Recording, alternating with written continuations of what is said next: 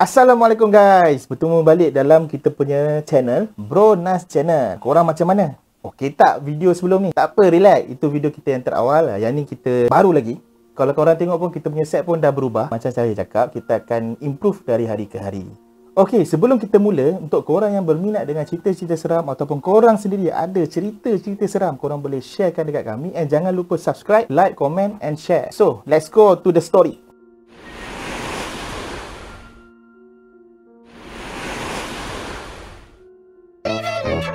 Story kita kali ni adalah cerita saka. Yang ni adalah daripada pengalaman saya sendiri. Dengan lebih tepat, pengalaman family saya sendiri. So, sebelum tu korang kena tahu, family saya ada seorang kakak and mak dengan ayah. So, saya hanya ada seorang adik-adik lah. Cerita ni bermula, time tahun, saya tak pasti lah tahun bila. Tapi yang pasti time tu saya berumur lebih kurang dalam darjah 4 ke darjah 5 lah. Antara dua tu. And kakak saya time tu mungkin dalam form 1, form 2. Time tu kami baru saja berpindah daripada satu tempat ke satu tempat. So kita berpindah dekat Kelang. Untuk lagi tepat lagi, saya time tu duduk dekat Bukit Jati, Kampung Jawa. Masa tu pindah macam biasalah, tak ada apa berlaku. Lepas saja 7-8 bulan, kakak pun dah ada dapat kawan, saya pun dah ada kawan. So time tu kita menjalankan hidup seperti biasa. Macam biasalah kan, petang-petang, time-time umur macam tu, kita tak ada aktiviti lain lah macam sekarang, korang boleh main phone. So time tu kita banyak habiskan masa dengan riadah lah. Time tu akak saya, dia bermain basikal dekat kawasan taman. Kawasan taman tu, dia ada satu tempat tau guys. Satu tempat tu, orang panggil tempat tu sangat cantik. Kawasan TMB lah. Dia ada tempat jogging, tempat orang nak bawa basikal memang cantik. Dekat tu macam kawasan berbukit. So kat kawasan tu, kalau korang tahu, memang kawasan tu agak keras lah. Sampai sekarang masih keras. Time tu kakak saya, dia pergi jalan-jalan dengan kawan dia naik basikal kat situ. So macam biasalah, petang-petang jalan. So agak dah seronok sangat jalan sampai dia tak perasan time tu dah hampir masuk maghrib. So bila dah nak dekat hampir masuk maghrib, dia pun mulalah balik rumah. So maksudnya dia balik rumah tu memang waktu tu dah maghrib. So macam biasa dia balik rumah, buat aktiviti macam biasa, makan semua. And tak sempat dia nak mandi, dia terlelap. So masa dia terlelap tu, kak saya ni dia bermimpi. Tu dalam mimpi tu dia bermimpi macam ada satu kematian. Dia mimpi ada satu kematian dan tu dalam talqin lah. Maksudnya dia ke tengah kebumikan mayat. So apa yang kakak saya nampak time tu adalah family members. Tapi time tu saya tak ada. Dalam mimpi tu saya tak ada. Ada mak ayah, adalah beberapa saudara mara, and yang meninggal tu adalah arwah nenek saya. Ataupun lagi tepat kak saya panggil nenek saya ni mak, sebab arwah nenek saya pernah jaga dia. Tapi pada waktu itu arwah nenek saya belum lagi meninggal. So ni dalam mimpi tau guys. So dalam mimpi tu kakak saya ni menangis lah sebab nenek dia meninggal kan. So time tu menangis sampai teresak-esak sebab dia nampak mimpi tu macam sangat-sangat real. Sebab dekat kawasan perkuburan tu pun memang kawasan perkuburan yang dia pernah nampak. Sebab apa, memang kawasan kampung arwah nenek kita dulu tu. So mimpi dan dia terjaga. Dia terjaga pada pukul 3 time tu. So lepas dia terjaga tu, dia menangis. And dia terus jumpa pada mak kami. Dia ceritakan kat mak. So mak kata, yelah time tu pukul 3 kan, besok dia nak pergi kerja. Dia tak layan sangat lah. Dia cakap ada apa tu, mainan tidur je. Dan dia tidur. Okey, pada keesokan harinya pergi sekolah macam biasalah. Dia pergi sekolah macam biasa, buat kerja harian pun macam biasa. And bila sampai malam, waktu tidur, korang nak tahu tak guys, dia bermimpi lagi. Tapi yang menakutkan ataupun yang menjadikan lagi peliknya, mimpi dia bersambung. Maksudnya masa last hari tu, masa dia mimpi last dia duduk tengah meratapi kepergian arwah nenek tu dekat kubur. Dan dia mimpi, dia bersambung guys. Dan tu dia masih lagi kat situ, dia masih menangis dekat depan kubur. Dan orang-orang tu masih ada kat sekeliling. Orang-orang tu saudara mara lah, ada mak ayah, ada saudara mara. Pada waktu dia tengah menangis tu, dia tahu yang dia tengah mimpi. Tapi dia tak, yelah mimpi kita kan boleh kawal. So pada waktu tu, tengah-tengah meratap menangis tu, bunyi ada satu ketukan. Korang tahu kan, bila kita kat dalam kubur tu, akan ada satu papan dekat atas tu. Papan tu diketuk-ketuk-ketuk. Dia ketuk oleh siapa? Arwah nenek tu hidup semula. Dia minta suruh dikeluarkan. Dia jerit-jerit kat dalam tu. So dalam mimpi tu, kakak saya pun korek balik kubur tu and keluarlah balik. So benda tu bila dah keluar je, masa dia tengah korek tu keluar je, and dia terjaga lagi. Waktu dia terjaga tu, pada waktu yang sama juga, lebih kurang dalam pukul 3:30. So kali ni kakak saya agak rasa pelik. Kata, dia tahu tau benda ni mimpi. Sebab mimpi ni bersambung, dia dah mula rasa pelik. Kenapa macam ni? And dia menangis lagi sebab macam saya cakap, mimpi tu looks real. Dan dia pergi lagi dekat mak saya. Dia ceritakan balik semua kat mak saya apa yang berlaku. Pada masa yang sama, mak saya kata, tak apa, pagi kita cerita kat ayah. So benda tu esok paginya, dia ceritalah dekat ayah saya. So bila dia cerita kat ayah saya kata, tak ada apalah, benda tu mainan tidur je. Tak ada apa, jangan takut. Kau lah ni kau tidur tak basuh kaki. Lepas ni tidur basuh kaki. Lepas tu mak pun rasa macam risau. Mak cakap dengan kakak, okey tak apa, malam ni tidur dengan ibu. Okey, pada keesokan harinya, kakak saya berceritalah dengan saya. Nas, aku dah 2 hari mimpi benda yang sama lepas aku pergi kat CEB tu. Seram lah dia kata. So, saya pun time tu baru dah jam 4, dah jam 5. So, saya pun tak tahu nak react macam mana. Saya cakap dengan dia, biasalah tu mimpi. Tak ada apa kot.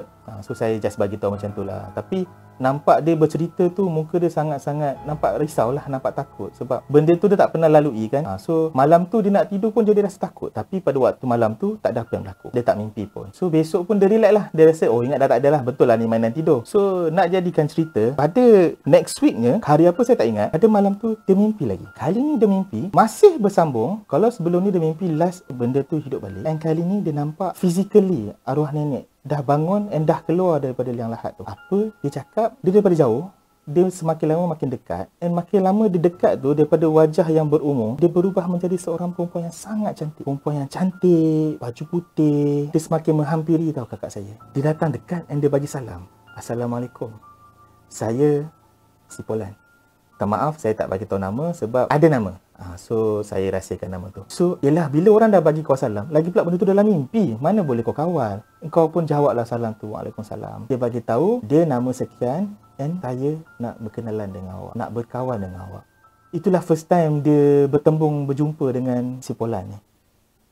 And dia terjaga lagi. Macam biasa saya cakap, dia akan terjaga pada waktu yang sama, pukul 3 ke pukul 4 macam tu lah. And dia terjaga. And kali ni dia terjaga, dia lebih tenang. Dia tak nangis, cuma dia mungkin berfikirlah. Dia terus kejutkan mak macam biasa. Dia bagi tahu apa dia mimpi. So bila benda ni dah makin melarat ataupun dah makin macam nampak pelik, so mak mula rasa was-was lah. Kenapa ni kan? Apa yang kena kat anak saya ni? Dia bagi tahu terus cerita ni dekat ayah. So bila ayah dapat dengar, ayah pun rasa macam, oh ni tak boleh jadi ni. Mulalah kita terus pergi ke menanya-nanya lah dekat orang. Apa benda ni, mimpi ni ada maksud ke? So, bila dia tanya dekat cousin, dekat saudara, kita tanya dekat jiran, kebanyakannya orang cakap, bila mimpi yang seakan-akan macam tu, bagi salam, yang kita jawab, bagi barang, kita ambil, ataupun yang seangkatan dengan dia, orang akan cakap ini ada kaitan dengan saka. So, kebanyakannya nasihatkan supaya cuba korang pergi tengok you punya susu galur keturunan. Kod-kod orang-orang lama tahu cerita macam tu lah. Tapi awak kena tahu sebab time tu kita, time tu pun dah dunia moden, kita pun dah ada TV, dah ada apa. Benda-benda ni tak semua orang percaya. So itulah yang berlaku dekat kita orang punya family. Ayah saya pun just ambil tapi tak betul-betul fikirkan apa pasal tu. So dia anggap okey tak apalah, tak ada apa kot. So benda tu pun dibiarkan. And kakak pun terus kita kata biarlah, kau relax je lah. Payah fikirkan sangat. Sebab benda ni tak nampak lagi real kan. Okay, nak dijadikan cerita, itu adalah mimpi terakhir yang dia mimpi. Tapi lepas saja mimpi tu, kakak dah mula dapat beberapa gangguan. Dia dengar orang ketuk pintu. Dia dah mula dengar-dengar lah. Dia dah dengar orang macam tiup dia punya telinga. Dia dah mula rasa gangguan tu. Tapi time tu dia dah tak ada cerita dengan mak ayah. Mungkin sebab time tu dia tengok dia tak nak bagi mak ayah dia risau. Dia banyak cerita dengan saya lah. Dia cerita dengan saya, Nas, kau tiup telinga aku kenapa? Padahal saya jauh bang.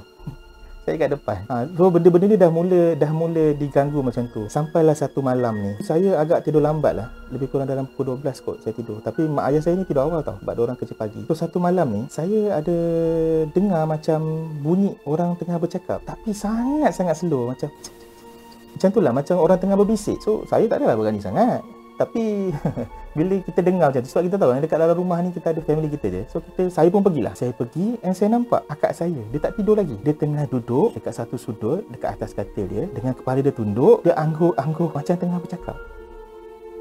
So saya macam, ni kau ke?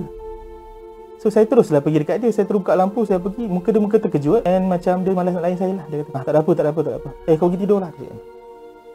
So besoknya saya tak puas hati. Saya pergi tanya lagi. Rupa-rupanya guys, apa yang dia nampak dekat dalam mimpi dia tu, dia dah mula datang realiti tau. So bila saya tanya yang malam tadi tu, kau sedar ke tak? Dia tak dapat nak jawab sebab dia tak tahu yang sekarang ni dia tengah mimpi ke ataupun tengah dalam realiti. Sebenarnya dah dalam realiti. So apa yang saya nak cakap, apa yang dia nampak dalam mimpi tu, benda tu dah mula muncul dekat realiti. Lepas saja dia dah mula nampak si Polan tu munculkan diri dekat realiti ataupun dekat depan, dekat alam nyata. Lepas tu kakak saya ni terus dapat macam satu, saya tak tahulah nak kata kelebihan ke penyakit. Sebab ada orang cakap benda tu bukan kelebihan, ada orang cakap benda tu penyakit.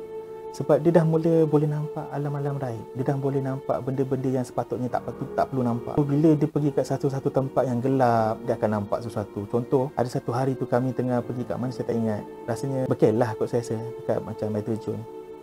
memang ada bunyi something jatuh daripada pokok. Tapi tak nampak apa. Dia seorang je menjerit. Benda tu jatuh daripada pokok gelap. Boom, jatuh. Tapi dia seorang dia menjerit. Menjerit tapi dia masih kawal lah. Jerit yang tak ada takut lah. Tapi besok dia cerita, dia nampak ada benda hitam jatuh. So, lepas saja dia nampak benda tu, dia dah mula nampak benda-benda gaib ni. Lepas saya cerita kat ayah saya pada mulanya masih lagi tak percaya. Sebab dia rasa, yelah, dua-dua budak kan. Akak saya pun consider budak lah. Baru form 1 ke form 2. Saya pun masih dalam darjah lagi. So, ayah saya macam jangan fikir sangat korang ni. Sebab yalah, kita pun fikir juga. Ayah kita pun stres nak buat fikir lain. Dah ni bertambah pula benda lah tak nampak kan. So benda tu tiba-tiba berlaku satu malam ni. Nak dijadikan cerita, akak saya bercakap seorang pada waktu ayah saya ada.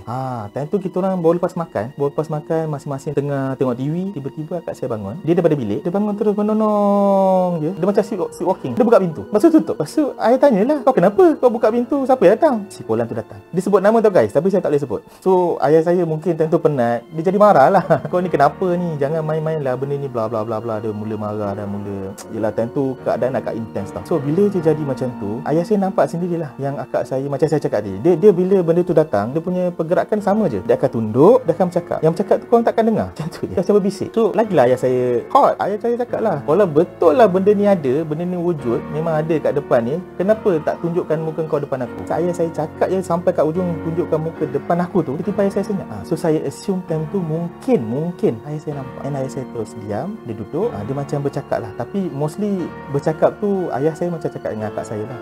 Dia macam perantaraan. So lepas macam tu, mak saya menangis kat dalam. Sebab apa yang, kenapa jadi macam ni, apa benda ni, apa yang berlaku ni. Sebab benda yang tak nampak kan, kita tak tahu apa benda yang berlaku. So lepas saja kejadian tu, mak saya baru teringat. Sebelum ni, masa dia lahirkan kakak saya ni, dia pergi berurut. Masa berurut tu, orang yang tukang urut dia tu pernah cakap, anak cik ni banyak benda berkenan, dia cakap. Dia tak cakap orang tau, dia cakap banyak benda berkenan, bagus budak ni. Dia timang. Tapi mak buat tak tahulah. Mungkin ada kena-mengena lah kot, saya pun tak pasti, Allah. So lepas saja kejadian tu, barulah ayah saya percaya and dia mula ikhtiar untuk dapat tahu lagi lanjut apa benda ni. Sebab si Polan tu dah tunjukkan muka and dah minta izin dekat ayah saya. Bunyi macam pelik, tapi benda ni benar-benar berlaku. Macam saya cakap, kisah yang kali ni tak semua orang akan boleh adapt, tak semua orang akan boleh percaya, melainkan kamu ada pengalaman tu. So ayah dah nampak benda ni makin serius, dan kita bawa lah jumpa ustaz. Bila sampai jumpa ustaz cakap benda ni memang keturunan. Macam saya cakap lah tadi, dia minta ayah saya untuk tengok susu galur keturunan. Mungkin belah ayah, mungkin belah mak. Nak tengok, nak lagi tahu, better jumpa orang-orang lebih berumur supaya nak tahu betul-betul mana datangnya benda ni. Tapi dia boleh cakapkan benda ni hampir betul adalah saka. So ayah tanyalah, habis gangguan-gangguan lain tu, itu memang macam tu. Once saja awak dah dapat nampak, awak akan nampak alam gaib. Yang kesiannya, akak saya masih budak lagi time tu. So dia macam susahlah nak adapt benda tu, nak bagi nampak tiba-tiba kau tengah jalan nampak ni. Macam saya cakap lah, saya adik-beradik 2 orang je. Mak ayah saya kerja. So mostly kejadian yang berlaku, saya ada. At least kalau dia nampak, saya nampak dia punya keadaan tu. So benda tu memang satu pengalaman yang saya rasa tak semua ada lah. Saya daripada umur saya darjah 5 tu sampailah ke besar. Okey, lepas saja jumpa ustaz tu, ustaz bagi tahu supaya kita jumpa balik family members.